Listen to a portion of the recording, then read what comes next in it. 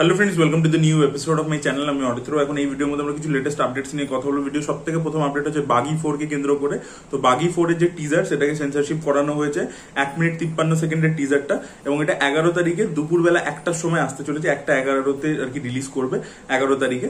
তো এটা A certificate পেয়েছে কিন্তু টিজারটা, মানে এই টিজারটার মধ্যে কিন্তু প্রচুর ব্রুটাল অ্যাকশন আমরা দেখতে পেতে চলেছি, প্রচন্ড গোর ভাইলেন্স ইত্যাদি আমরা দেখতে পেতে চলেছি। তো দেখা যাক বাগি 4 কিরকম হয়, তার টিজারটা কতটা ইমপ্রেসিভ হয়, এবং এই ছবিটার মাধ্যমে এই ফ্র্যাঞ্চাইজটা টাইগার শ্রফের খুব হিট ফ্র্যাঞ্চাইজ।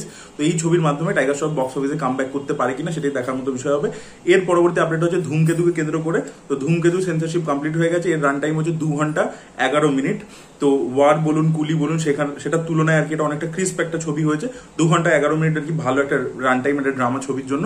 দেখা যাক ছবিটা, আমি তো দেখার জন্য প্রচন্ড এক্সাইটেড। দেব শুভশ্রীকে আবার বড় পর্দায় একসাথে দেখতে পাওয়ার জন্য আমি আশা করছি আপনারা প্রত্যেকে এক্সাইটেড। তো ধূমকেতু, এবং অলরেডি অ্যাডভান্স বুকিংও স্টার্ট হয়ে গেছে। নবীনাতে, প্রিয়াতে, এইসব জায়গাতে আর কি শোজ চলে এসেছে। বুকমাই শোতে আপনারা দেখতে পারেন এবং বুক করা শুরু করে দিন। একদম লেট করবেন না, ফটাফট টিকিট কেটে নিন ধূমকেতু। পরবর্তী আপডেটটা হচ্ছে রবি তেজের আপকামিং ছবি মাস জাথারাকে কেন্দ্র করে, যেটা প্রডিউস করছে সিতারা এন্টারটেনমেন্ট। তো সেই ছবিটার টিজারও কিন্তু 11 তারিখে আসতে চলেছে। সকাল 11টার সময় এই টিজারটা রিলিজ করতে চলেছে। তো দেখা যাক এই টিজারটা কিরকম হয়, এবং রবি তেজা এই ছবিটা দিয়ে কামব্যাক করতে পারে কিনা। লোকে প্রচুর এক্সপেকটেশন রাখছে রবি তেজার ফ্যান্সরা, বিকজ সিতারা এন্টারটেনমেন্ট কিন্তু কম্পারেটিভলি ভালো ছবি বানাচ্ছে। ছবিগুলো ভালো হচ্ছে, সেটা ডাকু মহারাজ বলুন বা কিংডম বলুন। কিংডম প্রোডাকশন ভ্যালু দিক থেকে খুব ভালো ছিল। কিংডম ছবি হিসেবে খুব এক্সট্রাঅর্ডিনারি হয়ে যায়নি, অ্যাভারেজ ছবি ছিল।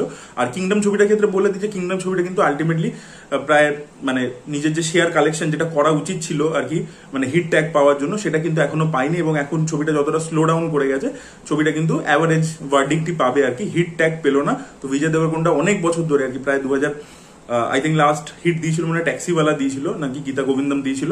তার পরবর্তী থেকে ডিয়ার কমরেড থেকে অনওয়ার্ডস আর কি বিজয় দেবরকোন্ডা কোনো হিট ছবি এখনো নেই। কিংডমের মাধ্যমে লোকে আশা করছিল কামব্যাক হবে, সেটাও কিন্তু হলো না। পরবর্তী আপডেট হচ্ছে ওয়ার 2 কে কেন্দ্র করে। তো ওয়ার 2 কে নিয়ে দুটো আপডেট রয়েছে। প্রথম হচ্ছে কিয়ারা আডবাণীর এই যে বিকিনি শটটা আছে, যেটা বারবার ওয়াইআরএফ দেখিয়ে গেছে গানের মধ্যে, টিজারের মধ্যে, ট্রেলারের মধ্যে। তো সেটা সিবিএফসি আর কি ইনস্ট্রাকশন দিয়েছে যে 9 সেকেন্ড সেটার মধ্যে থেকে কাটতে হবে। তো মোস্ট প্রবলি আর কি আবান জাবান গানটার মধ্যেই আর কি ওটা রয়েছে, এবং সেখান থেকে 9 সেকেন্ড কেটে দেওয়া হবে। তো এটা আর কি সিবিএসসি ইনস্ট্রাকশন দিয়েছে। আর দ্বিতীয় যে আপডেটটা সেটা হচ্ছে যে হিন্দি যে ভার্সনটা, সেটা রান টাইম হচ্ছে 2 ঘন্টা 53 মিনিট 24 সেকেন্ড মতো। আর যে তেলেগু ভার্সনটা, তেলেগু এবং তামিলের যে ভার্সনটা রিলিজ করছে, সেটা রান টাইমটা একটু সামান্য কম, 2 মিনিট মতো কম, 2 ঘন্টা 51 মিনিট আর কি। একটা 51 মিনিটস, একটা হচ্ছে 53 মিনিটস। তো মাইট বি হয়তো পোস্ট ক্রেডিট সিনটা আর কি হয়তো তেলেগু তামিল ভার্সনটাতে ওরা অ্যাটাচ করতে চাইছে না, বিকজ ওদের হয়তো অ্যালফা ওখানে রিলিজ করবার প্ল্যানিং নেই। মাইট বি সেটা হতে পারে। অন্য কোথাও থেকে ট্রিম করবার কি স্কোপ আছে আমি জানি না, সেটা ছবিটা ভার্সনস গুলো দেখলে বেটার বলতে পারবো। তো এই দুটো ছিল হচ্ছে ওয়ার 2 কে নিয়ে আপডেট। এর পরবর্তী কিছু আপডেট রয়েছে কুলি ছবিকে কেন্দ্র করে। তো কুলির ফার্স্ট হাফের রান টাইম হচ্ছে 1 ঘন্টা 24 মিনিট, দ্বিতীয় হাফটা হচ্ছে 1 ঘন্টা 24 মিনিট, দুটো মিলিয়ে আর কি 2 ঘন্টা 48 মিনিট রান টাইম দাঁড়িয়েছে ছবিটা। তো ছবিটা নিয়ে মারাত্মক এক্সাইটমেন্ট রয়েছে। কর্ণাটকাতে আজকে মানে অ্যাডভান্স বুকিং চালু হয়েছে। প্রথম আধ ঘন্টার মধ্যে 37 minute to be exact 10,000 ticket বিক্রি হয়ে গেছে। এর আগে এই রেকর্ডটা কেজিএফ চ্যাপ্টার 2 এর ছিল, সেই রেকর্ডটাকে কুলি ভেঙে দিল, ঠিক আছে। আর সেটা কিন্তু মানে কর্ণাটকার ছবি নয়, বাইরে থেকে এসছে। বাট উপেন্দ্র যেহেতু রয়েছে তাই জন্য একটা ক্রেজ রয়েছে, প্লাস রজনীকান্তেরও ক্রেজ আছে। সব মিলিয়ে 10,000 টিকিট ওখান থেকে। তামিলনাড়ুতেও আর কি অ্যাডভান্স বুকিং চালু হয়ে গেছে। এখনো অব্দি, আজ সকাল অব্দি আমি বলছি, 45 ক্রোর্স হচ্ছে ওয়ার্ল্ড ওয়াইড প্রি সেল হয়েছে। মানে ডে ওয়ানের অ্যাডভান্স বুকিংটা হচ্ছে 45 ক্রোর্সে গিয়ে এখন ঠেকেছে। তো দেখা যাক, এবার সব জায়গাতেই মারাত্মক ক্রেজ দেখতে পাওয়া যাচ্ছে। সেটা কর্ণাটকা বলুন, কেরালা বক্স অফিসে তো কালকে 4 কোটি টাকার উপরে আর কি অ্যাডভান্স বুকিং হয়েছে, যেটা দারুণ আর কি ছিল। 81,000 উপর টিকিট বিক্রি হয়েছিল। তো আরো মানে এগুলো আমি আপনাকে কালকের ডেটা বলছি, তারপরে আরো বেড়ে গেছে আর কি। তো দেখা যাক হিন্দি, এবার তেলেগুতে এখনো খোলা বাকি আছে। তেলেগুতেও আর কি আশা করবো ভালো ডমিনেন্স দেখাবে ওই মার্কেটেও। বাট মেন ব্যাপার হচ্ছে হিন্দিতে আর কি ছবিটা কিরকম, যখন অ্যাডভান্স বুকিং চালু হবে, এখনো চালু হয়নি, তখন হিন্দিতে কিরকম রেসপন্স পায় সেটাই দেখার মতো বিষয় হবে। তো এখন অব্দি, সকাল অব্দি আমি যে রিপোর্টটা আপনাদেরকে দিচ্ছি, 45 কোটি টাকার প্রি সেল হয়ে গেছে। তো ডে ওয়ান কোথায় গিয়ে দাঁড়াবে দেখার মতো বিষয় সেটাই হবে, যে ডে ওয়ানের ওপেনিংটা 100 কোটি টাকার উপরে তো 100% হবে, ম্যাক্সিমাম কোথায় যায় সেটাই দেখার মতো। ভিডিওতে লাস্ট আমরা যে বিষয়টা নিয়ে কথা বলবো সেটা হচ্ছে আজকে মহেশ বাবুর জন্মদিন, এবং সেই উপলক্ষে সবাই আশা করেছিল, ফ্যান্সরা আশা করেছিল যে SSMB 29 থেকে কোনো একটা আপডেট আসবে। বাট রাজামৌলি আজকে একটা অ্যানাউন্সমেন্ট তো করেছেন, একটা আপডেট দিয়েছেন। বাট তিনি বলেছেন যে এই ছবিটার যা স্কেল আছে, যা স্কোপ আছে গল্পটার, সেটা একটা প্রেস রিলিজ বা একটা কোনো পোস্টার দিয়ে সে মানে বোঝাতে পারবেন না। তাই জন্য তারা একটা বড় কিছুর প্ল্যানিং করছেন, এরকম এমন একটা তিনি ভিজুয়ালস নিয়ে আসতে চাইছেন, এমন একটা কিছু সামনে নিয়ে আসতে চাইছেন যেটা নেভার সিন বিফোর। তাই জন্য তাদের একটু সময় লাগবে, তাদের টিম কাজ করছে। তাই জন্য তারা নভেম্বর মাসে একটা প্রথম গ্লিমস নিয়ে আসবে। এবার এটা পোস্টার হয় নাকি কোনো টিজার হয় নাকি ট্রেলার হয় সেটা দেখার মতো বিষয় হবে, বাট সেটা তারা নিয়ে আসতে চলেছে নভেম্বর মাসে, এটা তারা জানিয়ে দিয়েছে। এবং তারা ফ্যান্সদেরকে বলেছে একটু ওয়েট করতে। আর তার সাথে তারা একটা পোস্টার ড্রপ করেছে। পোস্টারটার মধ্যে আমরা গলার আর কি শর্ট দেখতে পাচ্ছি, গলার মধ্যে একটা লকেট ঝুলছে, একটা তাবিজ ঝুলছে আর কি, মানে কালো কার দিয়ে লাগানো একটা লকেট ঝুলছে। তো সেই লকেটটার মধ্যে আমরা নন্দীকে দেখতে পাচ্ছি, মানে শিবের বাহন নন্দী, এবং তার উপর একটা ত্রিশূল রয়েছে। তো সেটা আমরা দেখতে পাচ্ছি। তো বোঝা যাচ্ছে এই লোকটা আর কি শিব ভক্ত হতে চলেছে, মহেশবাবুর ক্যারেক্টারটা। এবং রাজামৌলি ছবি মানেই সেখানে ইন্ডিয়ান কালচার, আমাদের বেদ পুরাণ, ঠিক আছে, রামায়ণ মহাভারত, এগুলো রেফারেন্স উঠে আসে।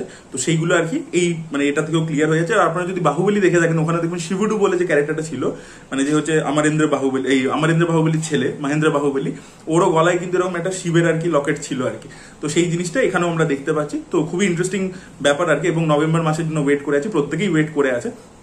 এছাড়া এবার কিছু আউটসাইড আপডেটস আসছে এই ছবিটাকে কেন্দ্র করে। ছবিটার টাইটেল নাকি হতে পারে জেন 63 বলে।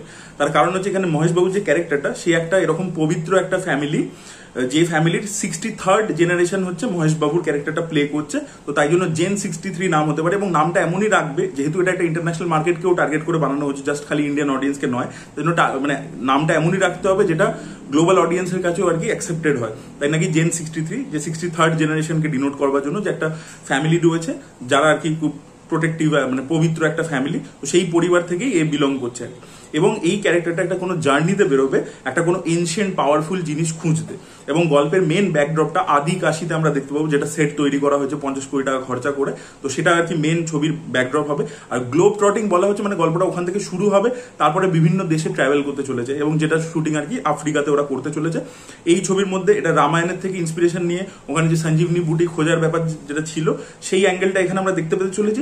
তার সাথে সায়েন্স ফিকশন কিছু এলিমেন্টস এই ছবির মধ্যে আমরা দেখতে পেতে চলেছি, এরকমই আপডেট উঠে আসছে।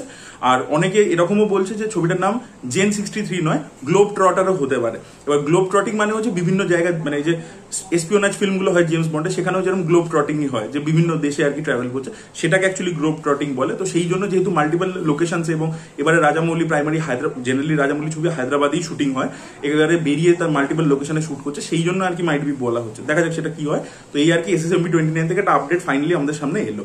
So this was the update guys. আপনাদের কি বক্তব্য অবশ্যই কমেন্টে জানাবেন। এই ভিডিওটা ভালো লেগে থাকলে লাইক করুন, শেয়ার করুন, চ্যানেলটিকে সাবস্ক্রাইব করতে ভুলবেন না।